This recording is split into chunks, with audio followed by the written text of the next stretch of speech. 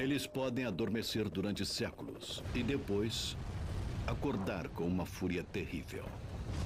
Destruição em massa e terror. É preciso sair de perto o mais rápido possível. Sua força pode queimar, esmagar e enterrar. Imagine uma parede de lama e rocha de 9 metros de profundidade avançando nessa área. Esta é a história de como os vulcões surgem na Terra e as diferentes formas com que eles ameaçam a vida do planeta.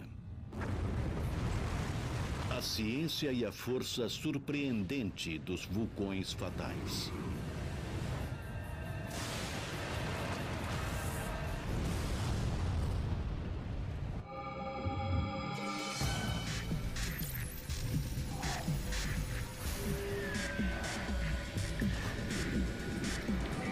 Ciência viva.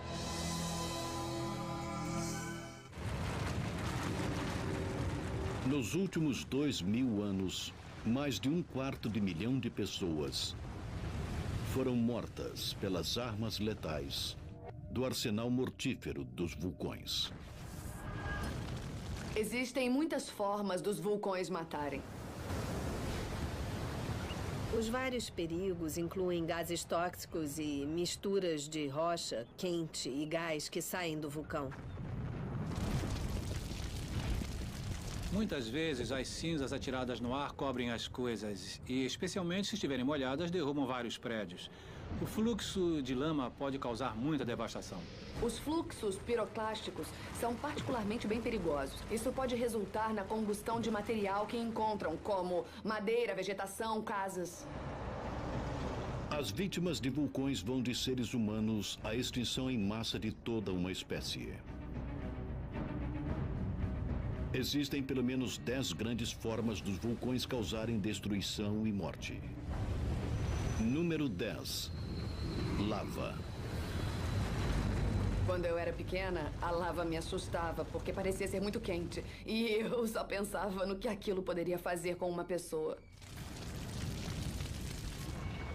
Quando a rocha está suficientemente quente, ela vira brasa e libera luz, pois está muito quente.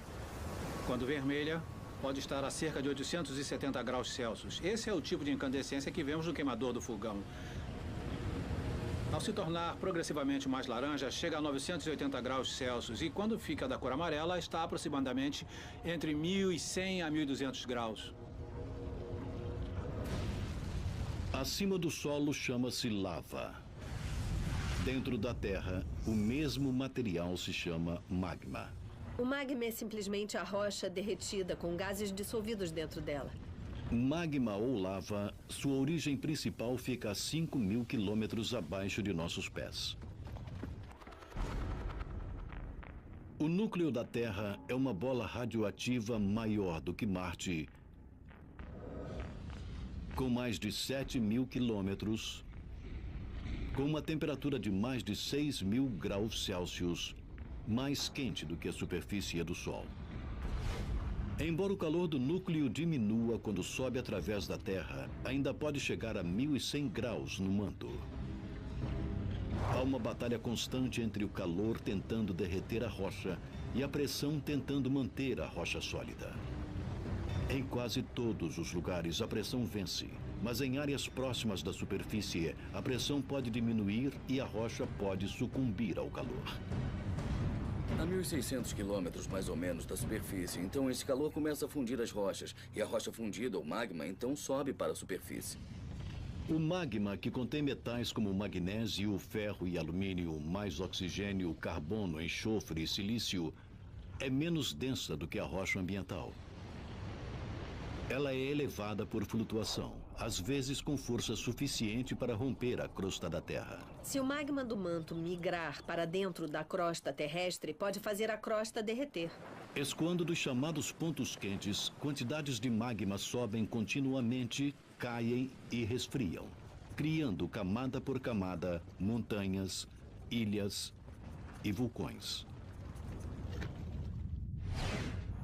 Existem diversos locais onde podemos ver os vulcões em erupção. Um está numa área de ponto quente, onde o manto é anormalmente rico em derretimento, e esse é o caso do Havaí. Os vulcões havaianos são o resultado de dezenas de milhares de erupções durante centenas de milhares de anos.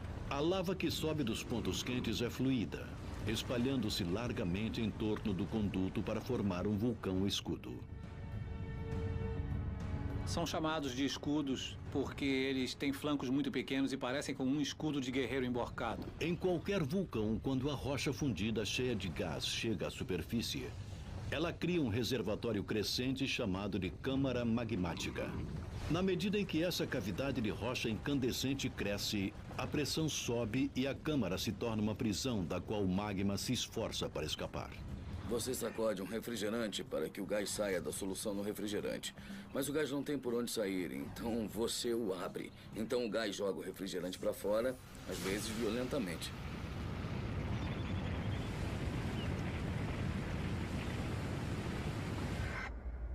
Uma erupção em 1977 no Congo provou como a lava fluida pode ser fatal. O vulcão era o Monte Nyiragongo, uma torre de 3.500 metros com um lago de lava em ebulição dentro de sua cratera. O Nyiragongo produz um escoamento de lava bem fluido. Basicamente, o vulcão rachou e o líquido quente vazou pelo flanco do vulcão muito rapidamente. E assim há um grande volume de lava se movendo rapidamente. A lava registrou a velocidade surpreendente de 97 km por hora. Pelo menos 70 pessoas foram pegas por seu fluxo incandescente. Esses fluxos já enterraram alguns elefantes. Assim foram encontradas algumas formas repulsivas de elefantes que foram pegos pela lava, que esfriou em volta deles. Sendo assim, só ficou o esqueleto do pobre elefante. Em 2002, a lava do Nyiragongo escoou de novo, destruindo 12 mil lares e matando mais de 100 pessoas na cidade de Goma. A lava nem sempre é rápida, mas pode ser implacável, como uma cidade da Ilha Grande do Havaí aprendeu em 1990.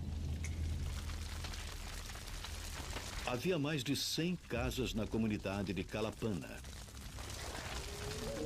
Elas foram atingidas por um dos vulcões mais ativos, o Kilauea. A lava não parava, lenta e implacável. Por 6 meses desesperadores, queimou casas e enterrou o solo.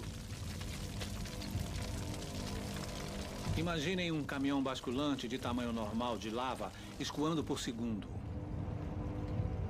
18 metros cúbicos de lava cobriu toda a cidade e ela nunca mais poderá ser a mesma. O que aconteceu com Kalapana pode acontecer de novo.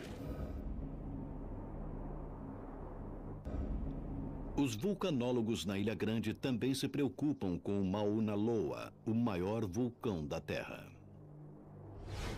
Se pegarmos a lava que existe no vulcão Mauna Loa, poderíamos estendê-la ao longo do Equador com 1.600 metros de largura e 1.600 metros de altura. É a lava que não acaba mais. A última erupção do Mauna Loa foi em 1984.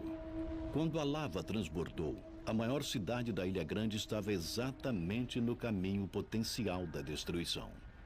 Hilo foi, na maior parte, construída sobre o fluxo de lava. Assim, o escoamento de lava pode, sob certas circunstâncias, chegar à cidade de Hilo.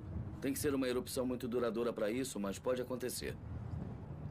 Em 1935, o Esquadrão Aéreo do Exército dos Estados Unidos entrou em guerra com Mauna Loa. O vulcão havia entrado em erupção, mandando um rio de lava em direção a Hilo.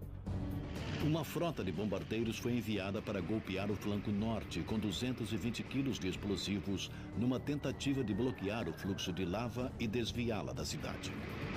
Uma missão semelhante foi enviada contra outra erupção em 1942. Em ambas, a lava não chegou a Hilo. Mas muitos vulcanólogos dizem que as bombas tiveram pouco efeito e que Hilo foi salva porque a lava parou de escoar sozinha. A chave é esfriar e assim solidificar a lava. Isso pode acontecer na natureza com as rochas. Uma rocha que esteja na temperatura do ar à sua volta pode estar 1.100 graus mais fria do que a lava. nas altas temperaturas, mais de 90% do calor da lava irradia para cima e não para baixo. Assim, a diferença de temperatura pode esfriar e endurecer a lava. Mesmo uma árvore pode, por vezes, ter um efeito de esfriamento na lava. Contudo, diferente da rocha, a árvore não sobrevive ao conflito. Ela queima até a raiz. Em alguns casos, em uma árvore grande, a árvore, na verdade, esfria a lava e a lava adere a ela. E isso que está aqui ao meu lado é o que chamamos de molde lávico. Isto era uma árvore. A lava passou por ela e aderiu a ela, porque a árvore estava muito fria para a lava. Então, ela congelou. No interior desse molde havia uma grande árvore. E um pedaço dela ficou assim, onde vemos carvão ainda incrustado na lava bem aqui. E isso é algo muito frequente aqui no Havaí. Talvez a mais famosa batalha para resfriamento de lava foi travada em 1973 pela população da vila pesqueira islandesa de Heimaey. Enquanto rios de lava a 1.100 graus incineravam casas e ameaçavam o porto, os habitantes reagiram bombeando um total de 990 mil metros cúbicos de água do mar sobre o fluxo violento. Quando a lava é apagada e esfriada, fica rígida e, portanto, não escoa mais. Assim, a finalidade da água foi esfriar muito rapidamente uma parte da lava para proteger o porto. A água do mar resfriou a lava 100 vezes mais rápido do que o ar. Após 6 meses de luta, 6 milhões de metros cúbicos de lava derretida foi resfriada até virar rocha inofensiva. Assim, o fluxo parou. E o porto foi salvo. A erupção de um vulcão pode clarear a noite. Mas algumas armas vulcânicas são mais sutis, como os gases silenciosos. Os gases escondidos no magma vulcânico criam uma poção de bruxa à espera de ser liberada, ameaçando a vegetação, os animais e os homens. Os gases principais deixados pelos vulcões são basicamente vapor d'água, mas também temos gás carbônico e dióxido de enxofre. Número 9 na lista letal: gases vulcânicos. O gás dióxido de enxofre pode se misturar com água no ar e se transformar em ácido sulfúrico, que cai sobre os edifícios e florestas como chuva ácida.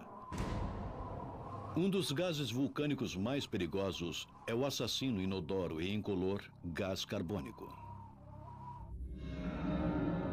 O mais conhecido incidente de morte por CO2 vulcânico ocorreu no país africano de Camarões.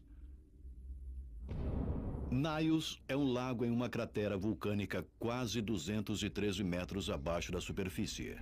Uma câmara magmática libera continuamente gás carbônico dentro d'água.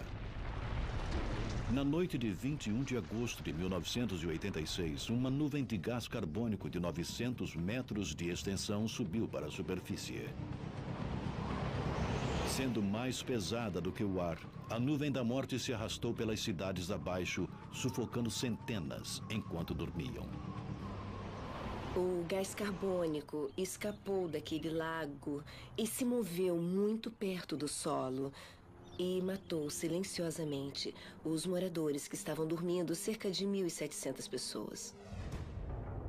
Além das mortes de pessoas, os gases vulcânicos quase acabaram com toda a vida complexa na Terra antes dela começar. Toda forma de vida complexa de hoje depende do oxigênio, mas esse elemento vital não foi sempre parte de nossa atmosfera. Há 2,7 bilhões de anos, quando a água cobria quase todo o planeta, o céu era um coquetel venenoso de gás carbônico e nitrogênio. Nos mares, micro-organismos chamados cianobactérias usavam a fotossíntese para absorver o gás carbônico e expelir oxigênio como refúgio.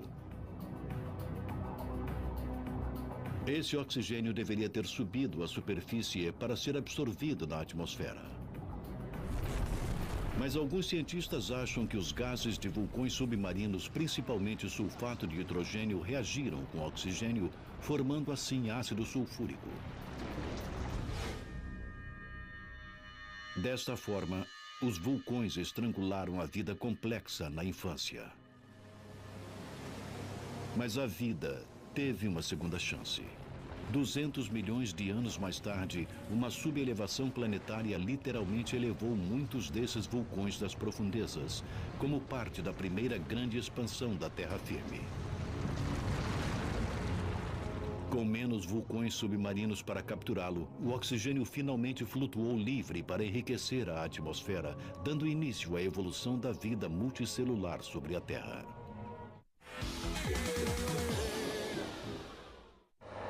Liberados, os gases vulcânicos podem ser fatais por si só. Mas como nas armas, os gases sob pressão podem criar explosões devastadoras e disparar projéteis letais. Esse é um perigo em particular de vulcões que surgiram a partir de uma forte colisão de placas tectônicas. Duas placas estão se aproximando, duas placas de crosta e uma placa. Normalmente, a placa mais antiga é mais fria e mais densa e tende a afundar para baixo da placa mais jovem e leve. A placa mais baixa é exposta a um calor de 1.100 graus. As moléculas de água liberadas da elevação da placa sobem, derretendo o manto e produzindo magma menos denso do que a rocha à sua volta. Quando a rocha derrete no subterrâneo, ela forma um fluido, então ela começa a se mover em direção à superfície. Esse magma sobe e escoa pela superfície como lava. Mais lava escoa e se acomoda em cima dela. E o que temos é um vulcão muito íngreme. A maioria dos vulcões formados dessa forma são chamados de estratovulcões. Pilhas de cinzas são cobertas pela lava que é mais grossa e mais pastosa do que os vulcões escudos do Havaí. O cone íngreme que forma é a imagem clássica de um vulcão reproduzido em papier-mâché em todas as feiras de ciências. Mas a diferença entre o vulcão em estratos e os escudos não é só cosmética. O segredo é a sílica, uma mistura de oxigênio e silício que é a base do vidro moderno. A sílica é o ingrediente primário do magma. Mas o magma do vulcão em estratos cresce através do manto. Tem mais sílica do que o magma do vulcão escudo, que é formado através da crosta. Nos vulcões escudos, pelo fato da lava ser muito fluida, o gás escapa e pode borbulhar como bolhas de gás de refrigerante. Nos estratovulcões, a lava é muito viscosa e a única forma do gás escapar é rompendo fisicamente as partículas, o que provoca explosões. É como ter tudo preso e então o gás tem que explodir para sair. Os estratos vulcões lançam rocha pulverizada e cinza no ar. E isso pode criar um dos mais dramáticos e misteriosos perigos vulcânicos. Número 8. Relâmpagos vulcânicos. Numa nuvem de erupção vulcânica existem muitas partículas de cinza e rocha girando, chocando-se uma nas outras e... aparentemente é possível, a partir disso, haver uma transferência de carga, de forma que algumas delas terminem ficando carregadas positivamente e outras terminem carregadas negativamente. Acho que é meio parecido quando você esfrega sua mão num tapete ou num local muito seco e uma vez que essas cargas se estabeleçam e se tornem suficientemente desiguais, então haverá raios quando essas cargas se equalizarem entre si. Na verdade, descargas elétricas lampejam nas bocas dos vulcões. Depois sobem para se misturar com os raios das nuvens de detritos. Visto de longe, é um espetáculo incrível da fúria da natureza. Mas caso estejam perto demais, os raios podem ser a última coisa que verá.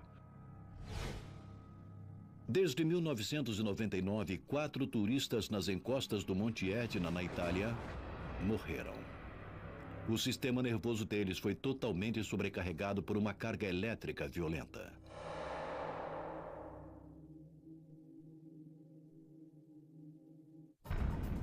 A explosão de um estratovulcão pode estilhaçar rochas e disparar projéteis que podem matar ao contato. Número 7 da nossa sequência mortal. Tefra.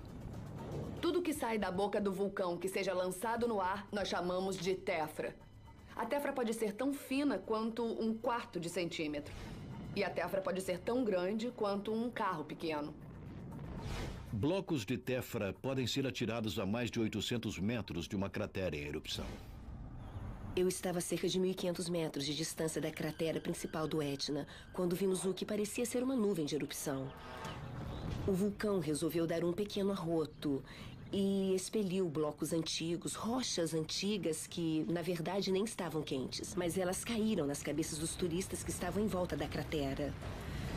9 pessoas morreram naquele dia por causa do pequeno arroto. Grandes fragmentos de erupções vulcânicas podem ser fatais. Mas os pequenos fragmentos, partículas com menos de 2 milímetros, que são, na verdade, os mais perigosos. Esse é o número 6 na lista dos perigos vulcânicos. Cinza. A cinza vulcânica não é fina como cinza de madeira ou cigarro. Ela é dura e abrasiva porque é composta de sílica e rocha pulverizada. Lançada no ar, uma nuvem de cinza é um perigo em particular para os aviões. Voar dentro de uma nuvem de cinza vulcânica é como voar dentro de uma nuvem de pregos bem pequenos. A cinza vulcânica é engolida pelo motor do avião. A sílica, que tem um ponto de fusão semelhante à temperatura dentro dos motores a jato. Na verdade, derrete dentro do motor, cobrindo os componentes com uma substância pegajosa. Depois, a cinza derretida é sugada pelas peças mais frias do motor, onde se solidifica e emperra seu funcionamento. Resultado: falhas de combustão, pane total do motor. Mais de 100 aviões já passaram por nuvens vulcânicas. Pelo menos 7 tiveram falhas no motor e 3 aviões tiveram perda total do motor e enfrentaram a possibilidade de uma queda fatal. Em 1982, um 747 foi surpreendido por uma nuvem vulcânica a 37 mil pés acima da Indonésia. Todos os 4 motores falharam. O jato caiu 23 mil pés, até que os pilotos conseguissem religar os motores entupidos de cinza, evitando por pouco a morte deles mesmos e dos 248 passageiros aterrorizados. Os pilotos tiveram que voltar e voar 180 graus na direção oposta para fugir daquela coluna de cinza. Mas a cinza não é uma ameaça apenas no ar. Ela também faz vítimas próximas ao solo. As pessoas que correm para se abrigar e escapar de serem queimadas ou sufocadas pela queda da cinza podem estar correndo para uma armadilha mortal. A cinza vulcânica é densa. Uma camada de 10 centímetros é suficiente para achatar muitos refúgios. E quando a cinza está molhada de chuva, sua densidade mortal aumenta. Se cair sobre um telhado, o telhado cairá. E se houver pessoas se abrigando sob esses prédios, a queda desses telhados pode ser realmente um perigo. Enquanto a cinza é um perigo vindo do ar, os vulcões têm outra arma que ataca pelo mar. O perigo vulcânico número 5. As tsunamis. Os vulcões crescem pelo acúmulo de lava e tefra. Mas uma montanha em crescimento pode se tornar instável, principalmente se os gases ácidos e o vapor se infiltrarem através das rochas. Isso leva a uma queda estrutural de uma lateral ou flanco do vulcão. Agora, a queda dos flancos dos vulcões havaianos é considerada bem comum. É uma fase normal do ciclo de todos os vulcões, os flancos caírem e seguirem para o oceano.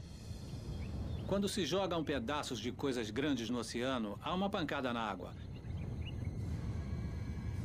Essas pancadas são as tsunamis. Não só o flanco cai, mas o choque de uma erupção gigante pode também provocar os tsunamis.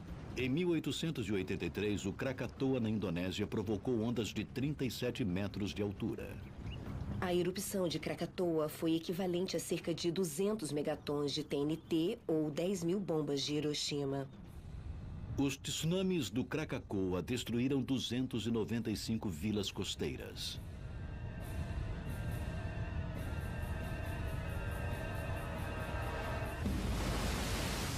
No total, os tsunamis vulcânicos causaram mais de 50 mil mortes registradas na história. E está preparado para essa taxa de mortalidade aumentar. O maior perigo pode vir do imenso Mauna Loa, no Havaí, cujos flancos do sudoeste caíram mais de uma vez no passado pré-histórico, provocando mega-tsunamis com mais de 150 metros. Essa é enorme. É com certeza a maior tsunami da história que conhecemos. A boa notícia é que a última foi há mais de 125 mil anos.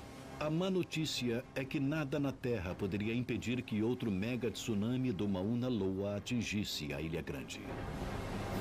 É certo que as tsunamis seriam devastadoras para o Havaí.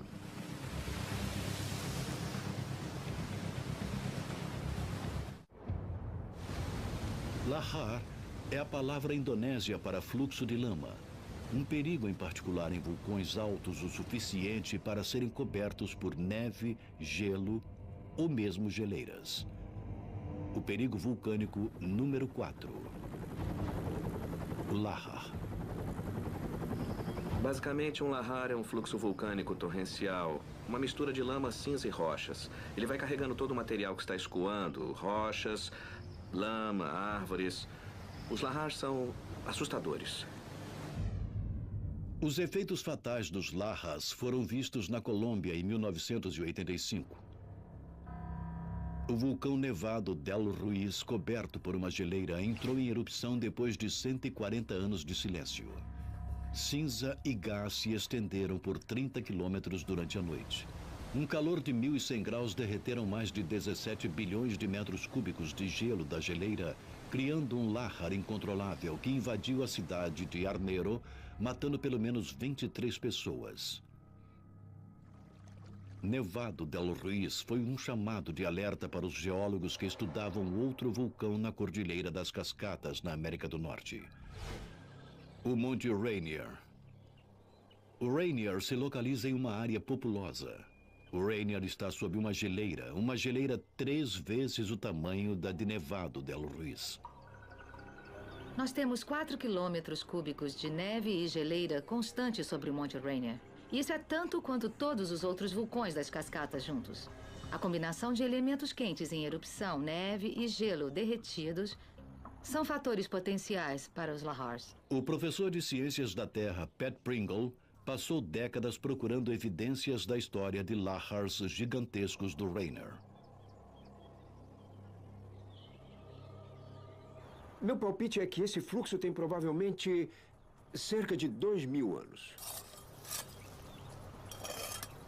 Na verdade, podemos ver que essa massa de areia carregou alguns pequenos pedaços da margem que arrancou de locais rio acima, o que mostra que isso se movia com uma massa densa, provavelmente 80% de material sólido com cerca de 20% de água. Por isso, acho que esse fluxo é quase como um concreto. O Rainier nem precisa entrar em erupção para provocar um lahar. Cerca de 600 anos atrás, uma fragilidade estrutural no lado oeste levou a uma queda do flanco que juntava material e impulso, provocando um deslizamento até Puget Sound, a 97 quilômetros dali. Hoje, a lava está aumentando e a parede oeste está fraca de novo.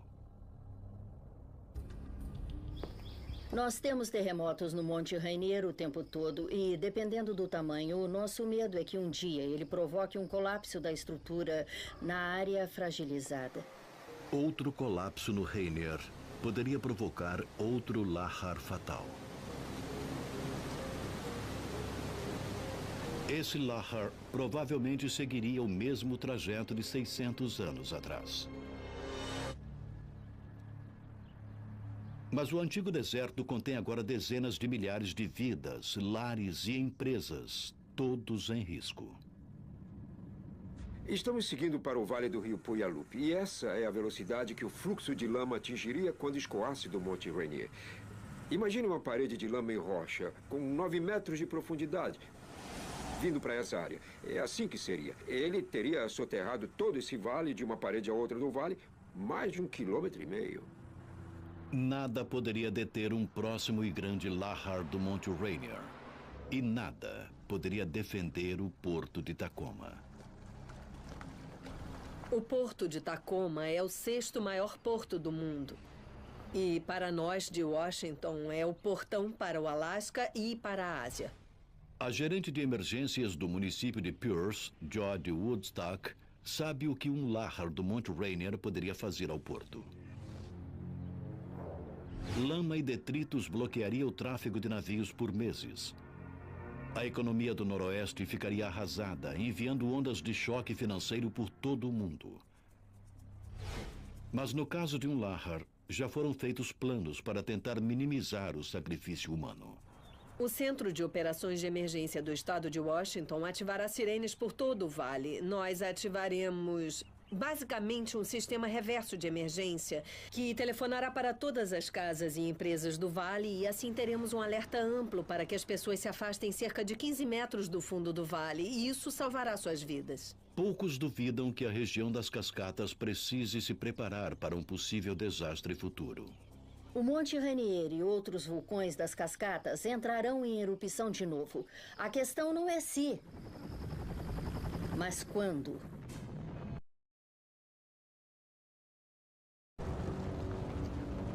Os vulcões já aterrorizaram e mataram com lava, nuvens de gases, cinzas, blocos de tefra e descargas elétricas, com tsunamis imensos e deslizamentos tremendos chamados Lahars. Mas poucas coisas são tão mortais quanto os detritos vulcânicos que aparecem na lista de perigos como o número 3. Fluxos piroclásticos. Rochas quentes e outros gases que escoam do vulcão. O fluxo piroclástico destrói praticamente tudo por onde passa. Piroclástico vem do grego fogo quebrado. E o calor incinerador provocado pelos gases do fluxo é um de seus atributos mais temidos. O fluxo piroclástico pode facilmente atingir temperaturas acima de 700 graus. E essa avalanche não é só quente, é rápida, acima de 160 km por hora. O impulso lhe dá uma força terrível. O fluxo piroclástico foi registrado derrubando completamente estruturas de cimento. Então, eles podem demolir um prédio e deixar apenas a fundação. Por isso, é muito difícil sobreviver a essa mistura de gás e cinza. Quase metade da taxa de mortalidade por fluxo piroclástico vem de um único desastre. O ano era 1902. O local, a ilha da Martinica, onde o monte vulcânico Pelé ameaçou a cidade de Saint-Pierre. O vulcão já enviou suficientes sinais de advertência. A vida na cidade era uma tristeza. Havia cinza em todos os lugares. Houve pequenos fluxos piroclásticos que mataram pessoas. O vulcão não deixou de enviar tantos sinais de advertência quanto pôde. Mas o povo local não sabia como interpretá-los. E o governador, na verdade, desencorajou o povo de deixar a cidade porque estavam perto das eleições. Em 8 de maio de 1902, o Monte Pelé explodiu com uma força cataclísmica. Um fluxo piroclástico quente em brasa desceu a montanha a 150 km por hora. Levou somente 3 minutos para atingir Saint-Pierre. E o terror começou. Se você for pego por um desses fluxos piroclásticos, você terá uma morte horrorosa. Não só pelas queimaduras, mas também pela sufocação e queimaduras internas. Em questão de minutos, a população de Saint-Pierre passou de 28 mil para 2 pessoas. Uma foi um homem que se escondeu em seu porão. A outra, um prisioneiro em uma cela de pedra. Ele estava muito queimado, mas ainda estava vivo. E era a única pessoa viva na parte principal da cidade. E a equipe de resgate ouviu seus gritos. E ele foi no final libertado e perdoado, pois tinha cometido um crime. Mas eu acho que acharam que, já que ele conseguiu sobreviver àquilo, estava tudo bem. Embora a morte por fluxo piroclástico seja terrível, pelo menos é rápida. Mas uma causa de morte mais lenta e indireta tirou ainda mais vidas do que os fluxos piroclásticos. Número 2. A fome. No século XIX, deslizamentos, fluxos piroclásticos e tsunamis oriundos de desastres vulcânicos, incluindo Krakatoa, Mataram populações inteiras por falta desesperada de alimentos, quando a queda da cinza destruiu colheitas por milhares de quilômetros. As vítimas não queimaram, nem foram enterradas pela lama ou cinza. Todavia, quase 90 mil pessoas morreram de fome por causa dos vulcões. Com os serviços de emergência do século XXI, incluindo transporte aéreo, comunicação instantânea e socorro organizado, a ameaça de grandes comunidades serem atingidas e morrerem de fome por erupções vulcânicas foi reduzida de modo significativo. Mas os vulcões ainda têm um efeito econômico e social assombroso. As erupções já desalojaram mais de 1 milhão de pessoas. Temos que pensar em empresas e lares que talvez não possam ser reocupados. Talvez nunca mais. Mas mesmo a fome e o desalojamento perdem força diante das ondas de assassinatos mundiais que são a forma mais devastadora como os vulcões matam. A arma vulcânica número 1, o efeito estufa. Pode não parecer tão ameaçador como a lava ou o fluxo piroclástico, mas ataques combinados de gás e pó podem alterar o clima e extinguir toda uma espécie. As erupções vulcânicas no passado causaram diversas extinções em massa na Terra. Algumas evidências sugerem que as vítimas dos vulcões podem incluir os dinossauros da Era Cretácea, há 65 milhões de anos. Há uma teoria amplamente aceita de que o impacto de um meteoro de cerca de 6 quilômetros na península de Yucatán, foi o que realmente causou a extinção. Entretanto, houve uma grande erupção nas Deccan Traps, na Índia, na mesma época em que os dinossauros foram extintos há 65 milhões de anos, e seus efeitos na atmosfera podem também ter tido algum efeito. As agora extintas Deccan Traps foram uma cadeia de vulcões de 2 milhões e 600 quilômetros quadrados no Planalto Deccan, na Índia. Trap é um termo da geologia para a região com formações iguais a degraus. Há cerca de 65 milhões de anos, as Deccan Traps explodiram repetidamente, despejando oceanos de lava que liberaram grandes quantidades de gases de efeito estufa, o que poderia ter mudado a atmosfera da Terra. É uma observação comum que a cinza vulcânica pode entrar na atmosfera e obscurecer a luz solar. Mas os geólogos descobriram que é o pequeno aerosol, as pequenas gotículas de enxofre e ácido sulfúrico que entram na atmosfera, que na verdade representam um papel bastante importante no bloqueio do Sol e no esfriamento da Terra. No início do século XXI, os homens produziram cerca de 80 milhões de toneladas métricas de dióxido de enxofre anualmente. Cada erupção das Deccan Traps poderia ter liberado mais de 1 bilhão de toneladas métricas no ar, esfriando o planeta e terminando com o reinado dos dinossauros. Enquanto os cientistas debatem a causa da morte dos dinossauros, muitos estão prontos para condenar os vulcões por um ato ainda maior de assassinato em massa. Ligue ou acesse polishop.com.br.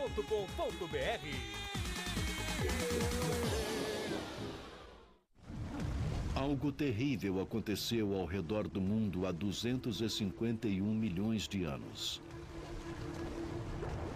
No fim do chamado período Permiano, 70% de toda a vida na Terra e 90% da vida marinha foram extintas. Os cientistas chamam isso de a Grande Morte. E pode ter sido provocada por vulcões onde hoje é a Sibéria.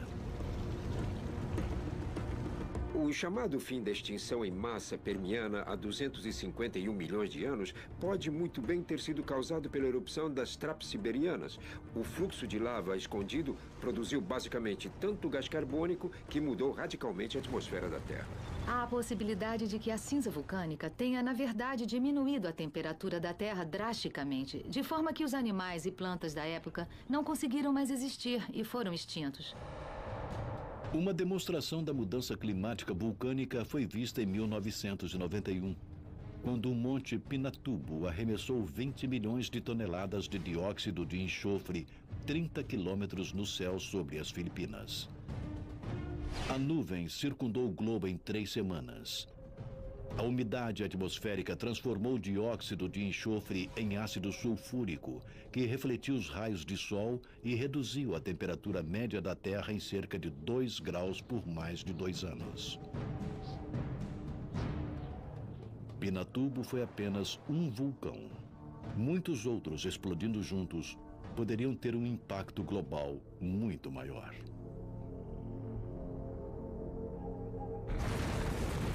Por centenas de milhões de anos, os vulcões mataram por sufocação, queimaduras, inundação, impacto físico e até choque elétrico.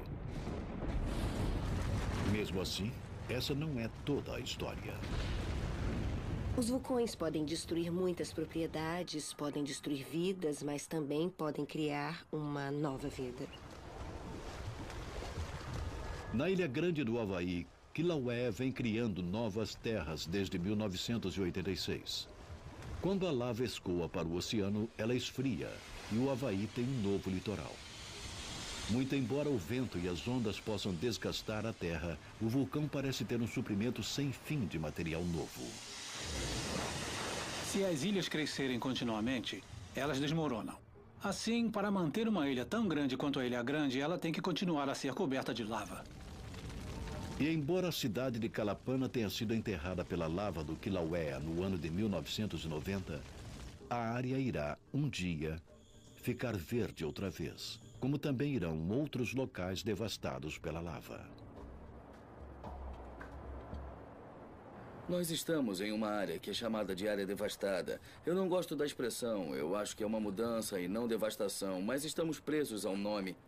Isso é, em miniatura, o que se esperaria ver depois de uma erupção realmente grande. Como no Monte Pelé, um evento de grande magnitude. Essa cinza aqui pode virar um solo muito fértil. Daqui a algumas centenas de anos, talvez, porque é feito de vidro vulcânico que decompõe rapidamente. E que pode ser visto realmente nos vulcões. Cinza fina e material como esses podem virar solo tão rapidamente, quase que instantaneamente em termos geológicos, que pode ser realmente um bom lugar para a agricultura. Se intocada, essa seria provavelmente uma área fértil daqui a uns 100 anos. Quando a lava resfriada se decompõe, ela abre um baú de tesouros, liberando nutrientes no solo. A cinza densa ajuda a manter a umidade. Os cientistas acreditam que a sílica na cinza vulcânica também enriquece o solo. A cinza tende a criar um solo muito fértil. Assim, por tradição, as pessoas ocupavam as encostas dos vulcões, pois as colheitas eram boas.